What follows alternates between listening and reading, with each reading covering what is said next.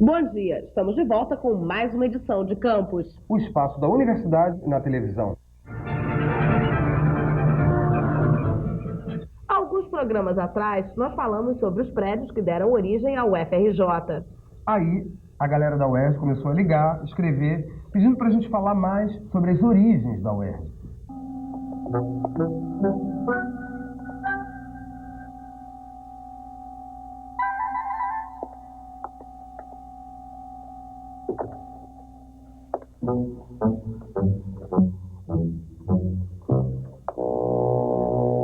Daí nós colocamos em campo o nosso pessoal de pesquisa. Eles descobriram o livro Da Gênese ao Compromisso, de Deise Mancebo. E hoje nós podemos contar um pouco da história da Universidade do Estado do Rio de Janeiro. E no princípio era o Verbo. Eram 4 faculdades particulares que passavam por dificuldades financeiras: Direito, Economia, Medicina e Filosofia. Era um casarão no Catete, um prédio ali perto da Mendiçá, um edifício alto lá na Rua Figueira de Melo e um outro também, menorzinho, lá na Tijuca, bem em frente à Igreja dos Capuchinhos. Em dezembro de 1950, essas escolas foram encampadas, formando a então Universidade do Distrito Federal. Com a transferência da capital e a criação do novo estado da Guanabara, a nova universidade é colocada como uma fonte de colaboração política, como objeto de propaganda e de difusão das ideias do governo do novo estado. Começam estudos para se averiguar aonde seria esse campo. Existia uma favela que se chamava Favela do Esqueleto. Na realidade, era um prédio que havia pertencido à atual Universidade Federal do Rio de Janeiro, cuja construção tinha sido abandonada, estava no esqueleto, e esse esqueleto era habitado assim, por nada mais, nada menos do que 2.100 famílias. 2.100 famílias de favelados habitavam o prédio, e essa favela era conhecida no então estado da Guanabara como Favela do Esqueleto. Mas eles foram removidos, a maior parte deles, para a Vila Kennedy, né, e deu-se início às obras. O primeiro prédio, o prédio Haroldo Lisboa da Cunha, foi fundado, foi aberto, né, para o funcionamento em 1970. O campus só começa a funcionar como um todo em 1976. Aliás, eu diria como um todo não, porque até hoje as obras ainda estão inacabadas e nós temos vários blocos e várias salas ainda precisando entrar em funcionamento. O prédio comportava também todo um aspecto monumental para a época. Não podemos esquecer que a obra é iniciada em 65, mas ela só termina em 76, ela dura um pouco mais do que 10 anos.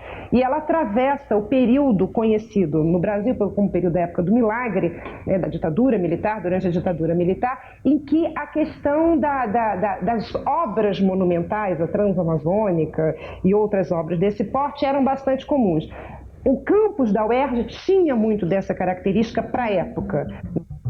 Com o final lento e gradual da ditadura militar e a fusão da Guanabara com o estado do Rio, a universidade perde suas relações reacionárias, ganha sua denominação atual, UERJ, e se transforma no que é hoje, um centro de difusão e propagação do saber, além de ser responsável pela formação de cidadãos responsáveis e participantes. A UERJ tem 46 anos de idade. Ela passou, como todas as universidades brasileiras passaram, durante os dias difíceis da ditadura, ela passou realmente por momentos críticos, como todas, eu volto a insistir, todas as universidades passaram. Mas ela sempre foi uma universidade progressista, extremamente politizada e voltada, inclusive, para políticas que sempre a colocaram na vanguarda dos movimentos aqui no Rio de Janeiro, voltados para o povo, voltados para a democracia, e tanto que foi a primeira universidade aqui no Rio de Janeiro a fazer eleições diretas para reitor.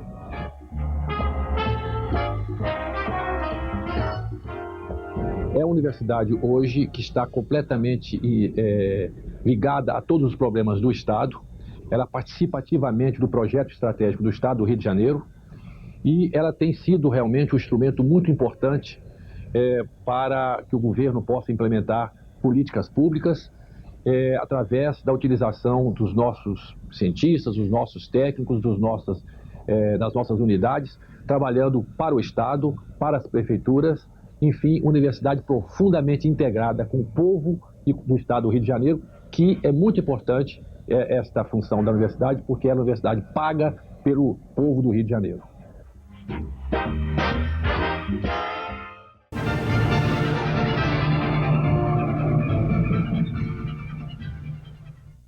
A Academia Brasileira de Letras comemorou recentemente 100 anos de existência. Nessa hora, é bom lembrar um pouco de seu fundador, Joaquim Maria Machado de Assis.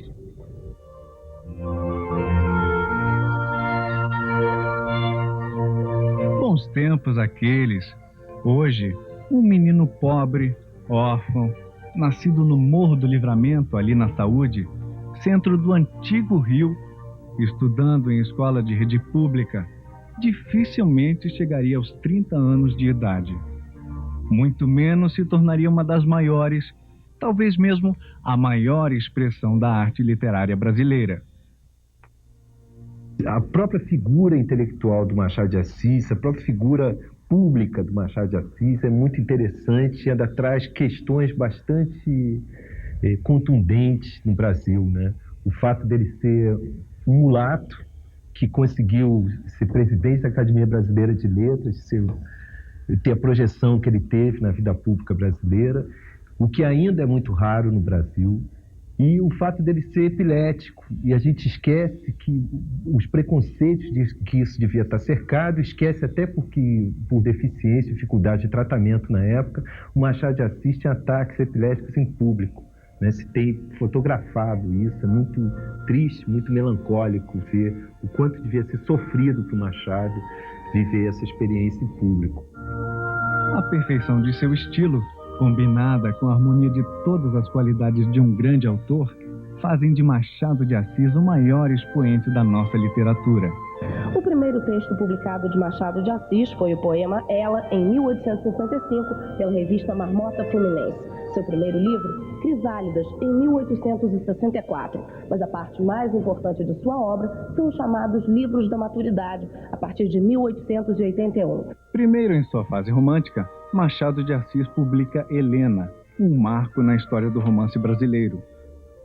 Mais tarde, em 1880, inaugura o realismo literário no Brasil, produzindo diversas obras-primas, como Memórias Póstumas de Brás Cubas, Quincas Borba, Dom Casmurro e Esaú e Jacó.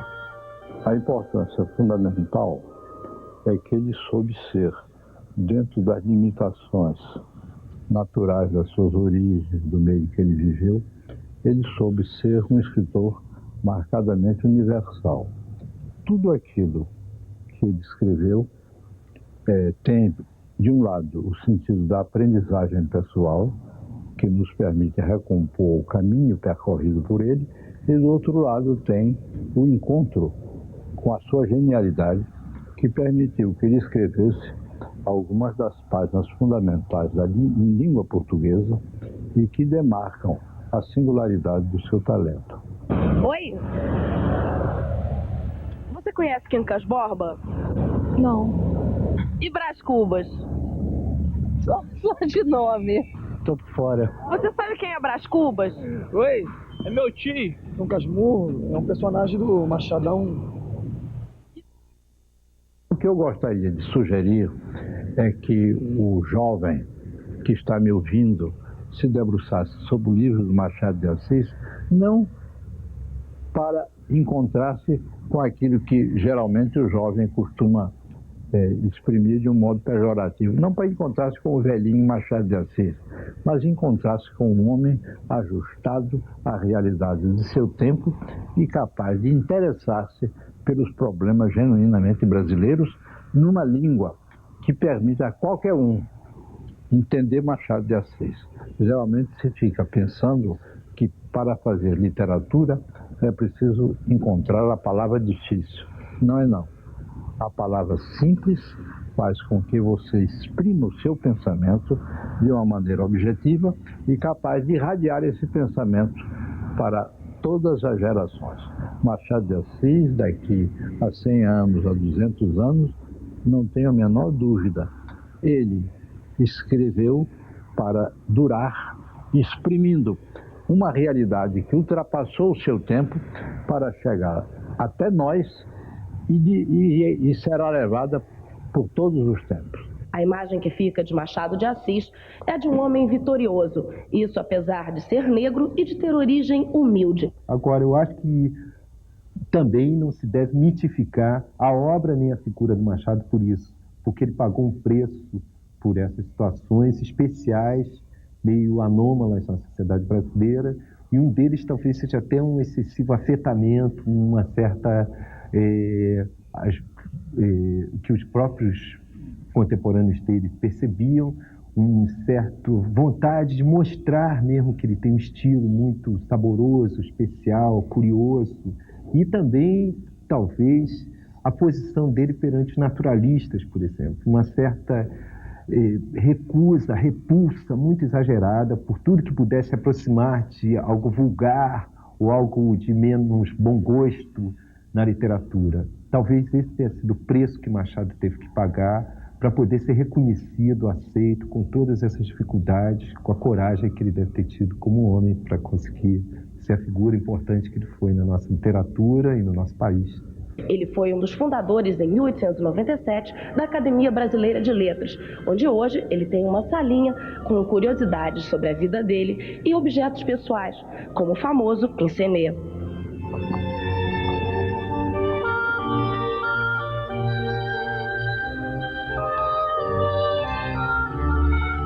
Ele teve uma formação espantosamente bela e rica e continua sendo um dos escritores mais lidos do Brasil e de maior interesse para o espírito acadêmico que pesquisa a obra dele e para a opinião pública, porque a sua obra continua sendo muito editada. É uma figura realmente solar. A nossa literatura tem algumas figuras grandes, mas competindo com ele ainda não temos. Se existe um escritor que possa sintetizar em sua obra a essência da alma brasileira, esse talento se chama Joaquim Maria Machado de Assis. A ele, nossas homenagens.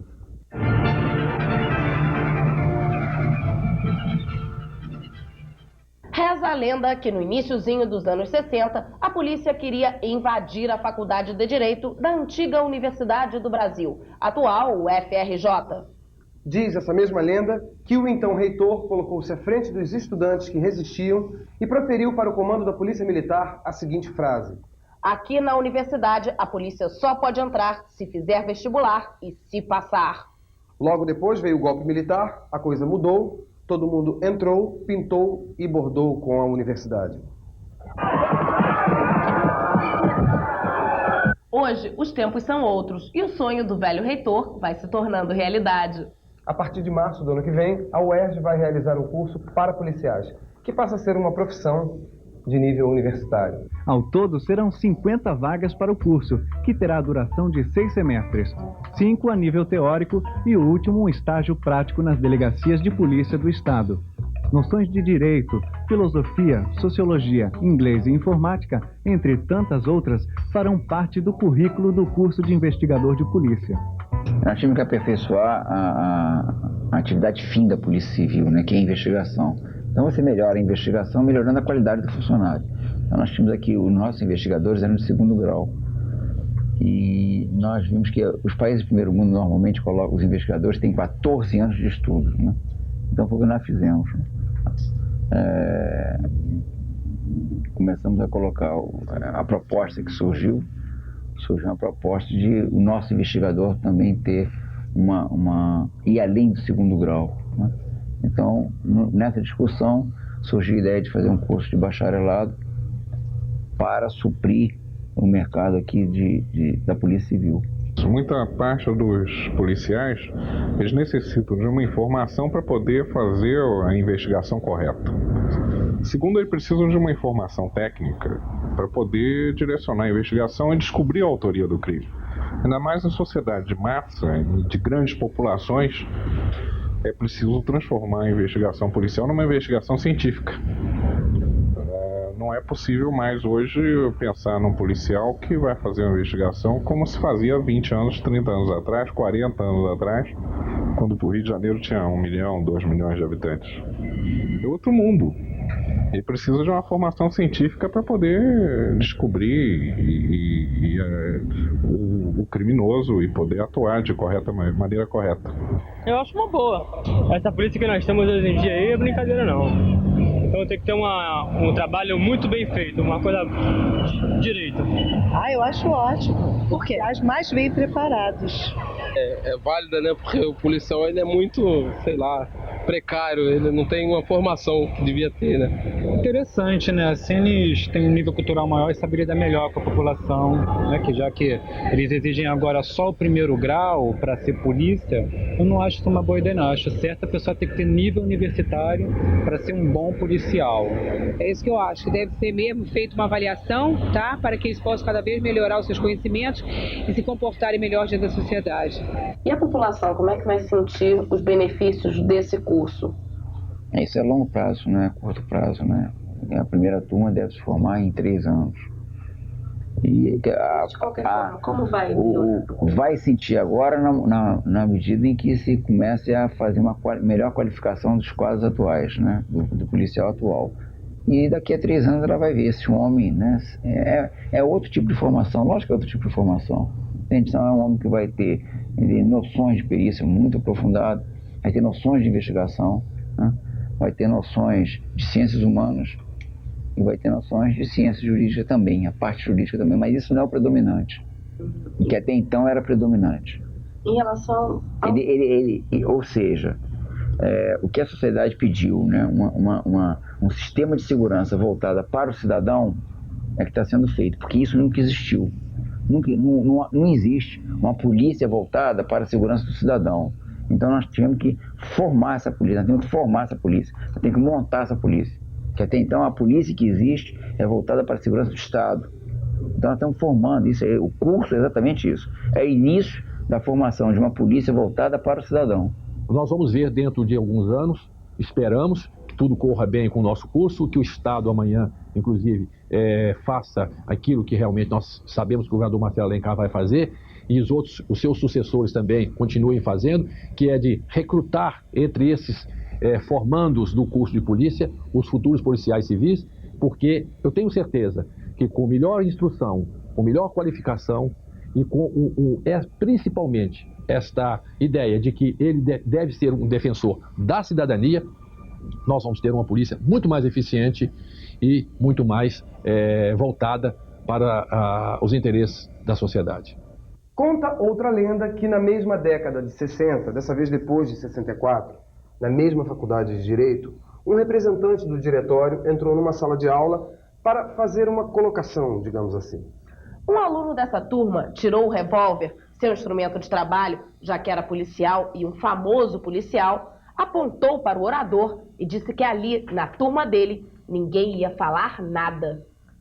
A pergunta é, pode um policial, defensor da lei e da ordem, conviver num espaço tão descontraído como a universidade? Primeiro, são policiais civis, não são policiais militares. O curso vai ser oferecido para civil, quer dizer, não para militar. Então é outra história. E como civil, eles estão na vida social como qualquer civil. Quer dizer, eu acho que o mundo muda. Você percebia, por exemplo, a polícia canadense era uma das polícias piores do mundo, de tradição violenta, de corrupção policial, etc. Com o processo todo, especialmente de alteração de formação, ela hoje é considerada uma das melhores polícias do mundo. Quer dizer, ela é democrática, ela não faz policiamento ostensivo, ela investiga a criminalidade. É uma outra história que está se fazendo. Mas se a gente quer viver num país democrático com uma polícia que não seja uma polícia cidadã e que defenda o cidadão, a gente não vai ter um país democrático nunca, nem aqui, nunca, nem agora, nem nunca. É preciso agora fazer isso. Eu acho que a convivência com os estudantes da nossa universidade vai ser benéfica para ambos.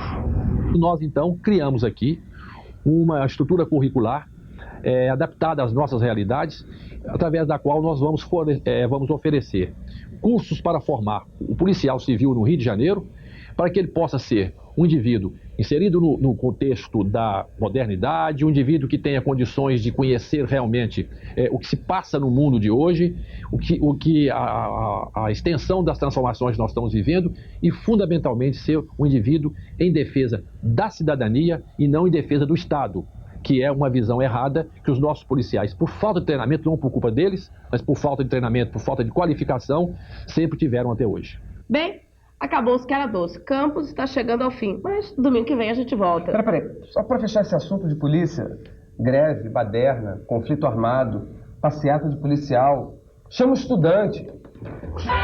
Semana que vem a gente volta.